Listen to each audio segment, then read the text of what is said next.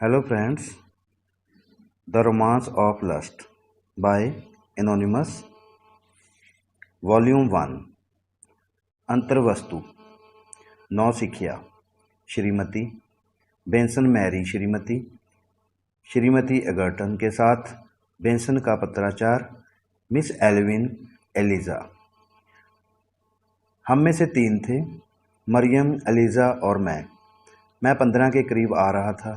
मेरी लगभग 1 साल छोटी थी और एलिजा 12 और 13 साल की उम्र के बीच थी। मम्मा हम सभी के साथ बच्चों जैसा व्यवहार करती थी और इस तथ्य से अंधी थी कि मैं अब वह नहीं रहा जो मैं था। यद्यपि मेरी उम्र के लिए लंबा नहीं था और ना ही बाहरी रूप से एक मर्दाना रूप पेश कर रहा था, मेरे जुनून जाग रहे थे और मेरे सेक्स की विशिष्ट विशेषता, हालांकि यह काफ़ी शानदार लग रही थी, स्त्री उत्तेजना के प्रभाव में बहुत पर्याप्त रूप से विकसित हुई थी। अभी तक मुझे सेक्स के विभिन्न अंगों के उपयोग के बारे में बिल्कुल जानकारी नहीं थी। मैं और मेरी बहनें एक ही कमरे में सोए थे। वे एक साथ एक बिस्तर में, मैं अकेले दूसरे में। जब कोई मौजूद नहीं था, हमने अक्सर अपने लिंगों के विभिन्न स्वरूपों की परस्पर जांच की थी। हमने पाया था कि आपसी व्यवहार से एक निश्चित मात्रा में सुखद अनुभूति होती है और बाद में मेरी सबसे बड़ी बहन को पता चला कि मेरे डूडल के हुडिंग और अनहुडिंग के कारण, जैसा कि उन्होंने इसे कहा था, यह तुरंत फूल गया और लकड़ी के टुकड़े की तरह सख्त हो गया।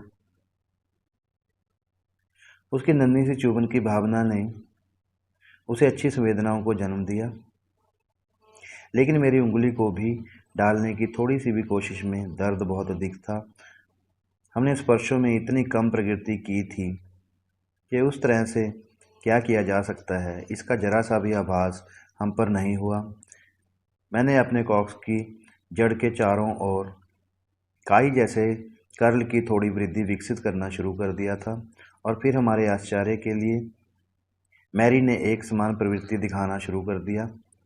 अभी तक एलिजा अपने हाथ की तरह गंजा थी, लेकिन दोनों शुक्र के अद्भुतपूर्ण और मोटे पर्वत के साथ सुंदर रूप से बने थे।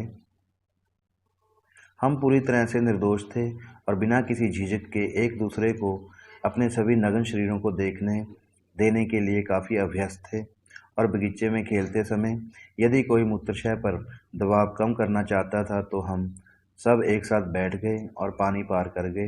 प्रत्येक कोशिश कर रहा था कि कौन सबसे तेज गति कर सके।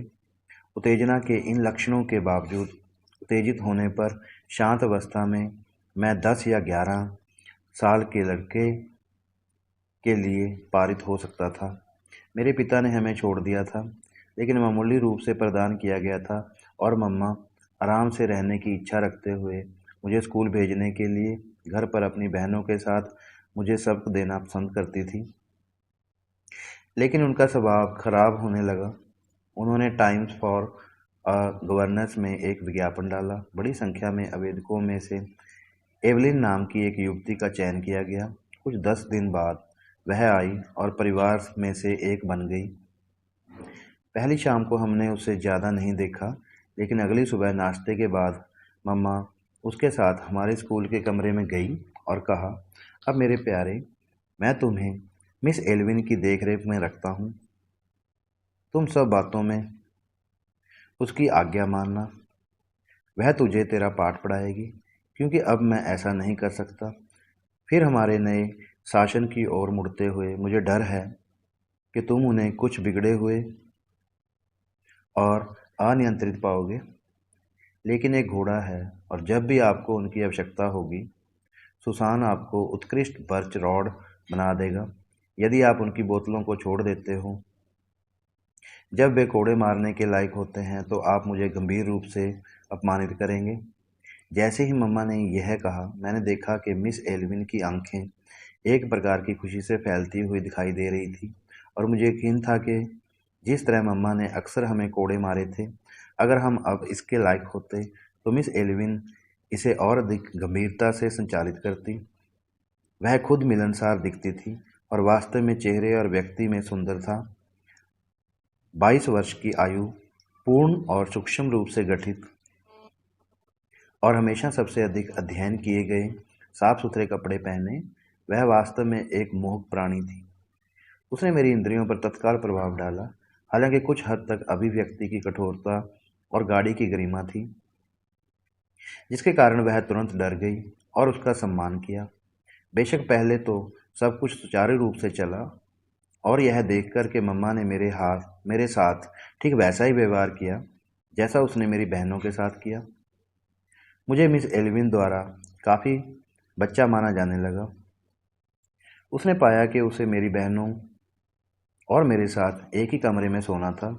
मैंने सोचा था कि पहली रात को मिस एल्विन को यह अवस्था मंजूर नहीं थी, लेकिन धीरे धीरे मैं इससे परिचित हो गई